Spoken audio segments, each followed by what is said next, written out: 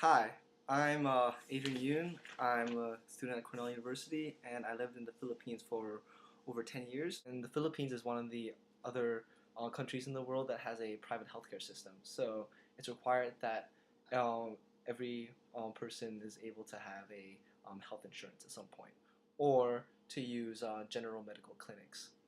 A lot of people who are poor with disabilities don't have access to the proper healthcare that they need. The facilities in a municipal general clinic doesn't have level needed to help people with disabilities. So that's one of the reasons why people who are poor and have disabilities, or are from poor families and have disabilities, are often left in other institutions. So when I was in high school, I was able to visit a place called Chosen Children's Village, and it's an area where they provide schooling for those with disabilities. They provide homes for those who are orphaned with disabilities as well. And so it's a great place.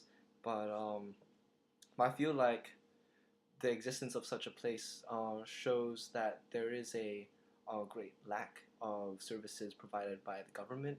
It also shows a great disability for maybe families to be able to care personally for family members who are disabled.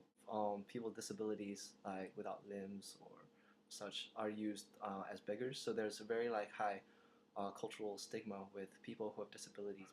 As far as accessibility, there are government regulations for accessibility, but that's mainly for the bigger cities. It's a lot harder for small areas to have to comply with accessibility rules, and also it's only applied in the newer buildings after the laws passed.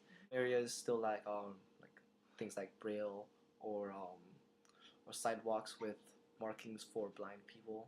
The laws that have been passed to help disabled people mainly help the rich because Okay.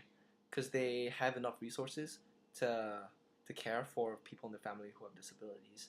And so laws that happen in the city where the rich people live, it benefits them the most. And places that are poor that can't comply with these regulations, like those are the places that don't really benefit much. So you're saying in the cities all this accessibility is happening, but in the rural areas there's really lack of accessibility, and the government doesn't have the resources, financial resources to provide that.